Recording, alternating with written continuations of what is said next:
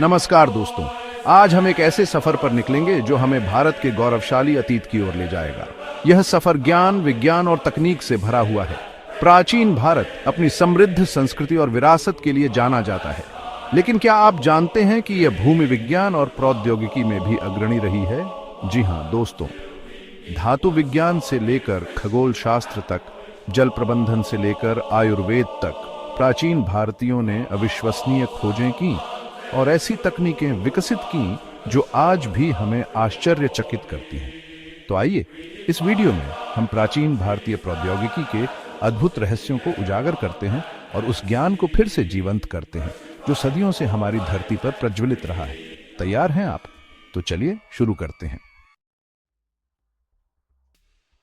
दोस्तों, क्या आपने कभी दमिश्क तलवारों के बारे में सुना है? ये तलवारें अपनी अद्भुत धार और मजबूती के लिए मशहूर थीं। कहते हैं कि ये तलवारें इतनी तेज थीं कि ये हवा में तैरते हुए रेशम के टुकड़े को भी काट सकती थीं। लेकिन क्या आप जानते हैं कि इन तलवारों का राज भारत में छिपा था?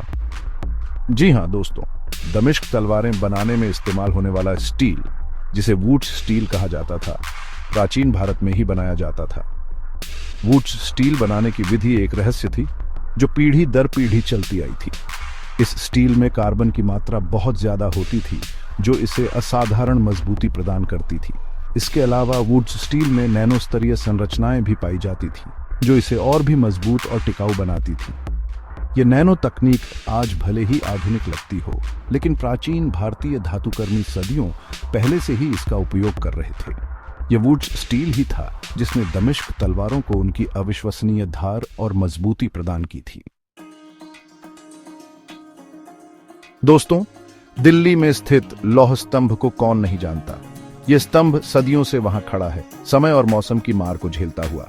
लेकिन क्या आपने कभी सोचा है कि यह स्तंभ इतने सालों से जंग क्यों नहीं लगा? यह रहस्य है प्राचीन भारतीय धातुकर्म कौशल का। लौह स्तंभ का निर्माण लगभग 1600 साल पहले गुप्त काल में हुआ था। इसकी खासियत यह है कि इसमें जंग लगने की संभावना न के बराबर है।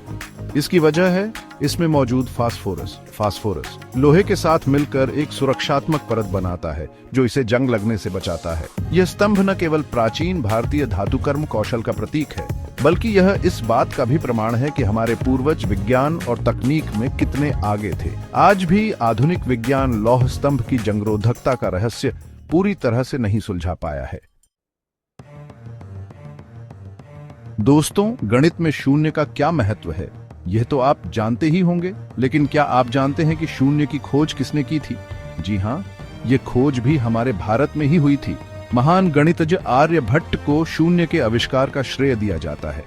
शून्य की खोज ने गणित की दुनिया में क्रांति ला दी। इससे पहले गणना करना बहुत ही जटिल हुआ करता था, लेकिन शून्य के आविष्कार के बाद जटिल से जटिल गणनाएं भी आसान हो गई।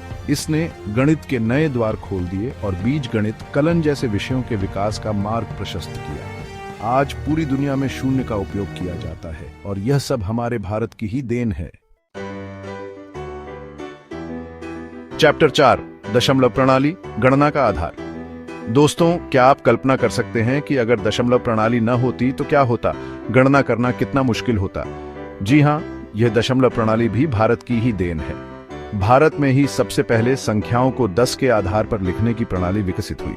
इससे पहले अलग अलग सभ्यताओं में अलग अलग गणना प्रणालियां प्रचलित थीं जो काफी जटिल हुआ करती थीं।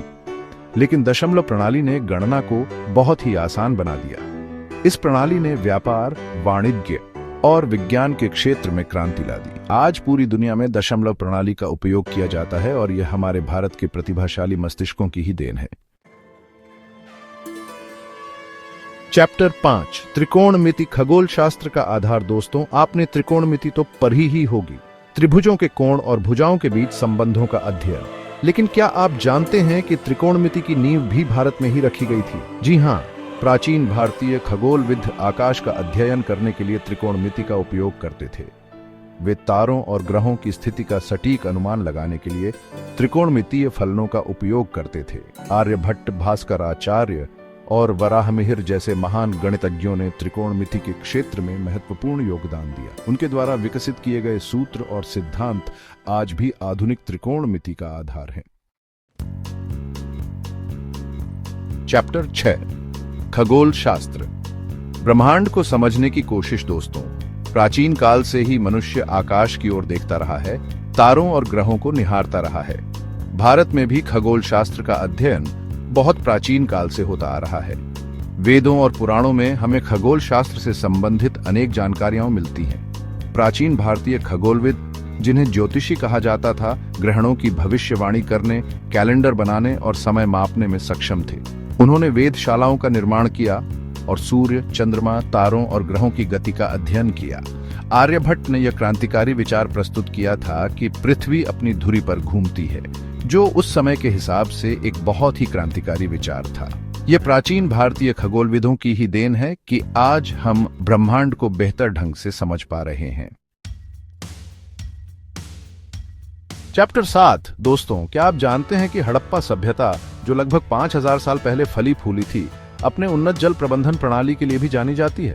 मोहनजोदड़ो और हड़प्पा जैसे शहरों में हमें सुनियोजित जल निकासी व्यवस्था, कुएं, स्नानागार और जलाशय के प्रमाण मिले हैं।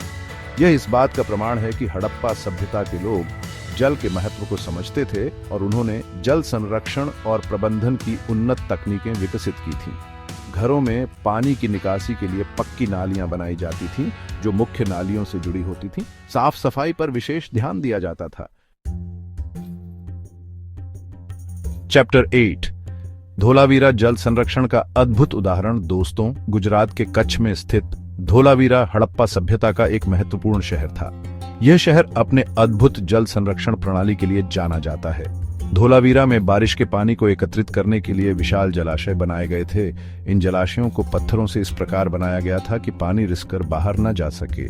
इसके अलावा शहर में पानी की आपूर्ति के लिए जटिल नहरें और कुएं भी बनाए गए थे।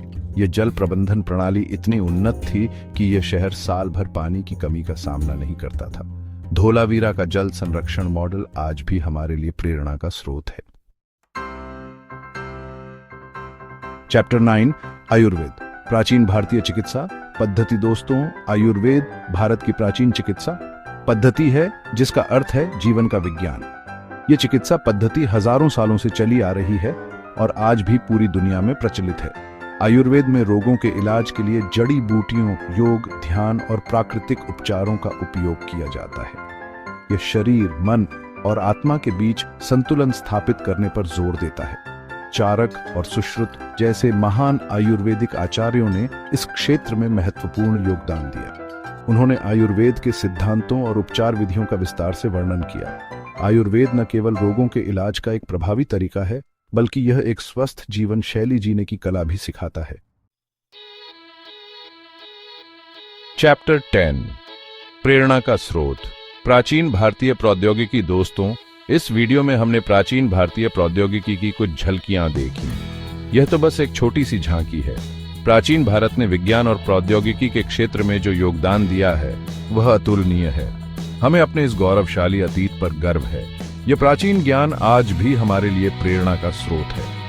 हमें अपने पूर्वजों की विरासत को आगे बढ़ाना है और विज्ञान और प्रौद्योगिकी के क्षेत्र में नए आयाम स्थापित करने हैं। तो आइए हम सब मिलकर भारत को फिर से विश्व गुरु बनाने का संकल्प लें। उत्तरो धन्यवाद। तो दोस्तों, यह था प्राचीन भारतीय प्रौद्योगिकी का एक छोटा सा परिचय। मुझे उम्मीद है कि आपको यह वीडियो पसंद आया होगा और आपने इससे कुछ नया सीखा होगा। अगर आपको यह वीडियो पसंद आया तो इसे लाइक करें, अपने दोस्तों के साथ शेयर करें और ऐसे ही और भी रोचक वीडियो देखने के लिए हमारे चैनल को सब्सक्राइब करें। जिज्ञासु बने रहें, सीखते रहें।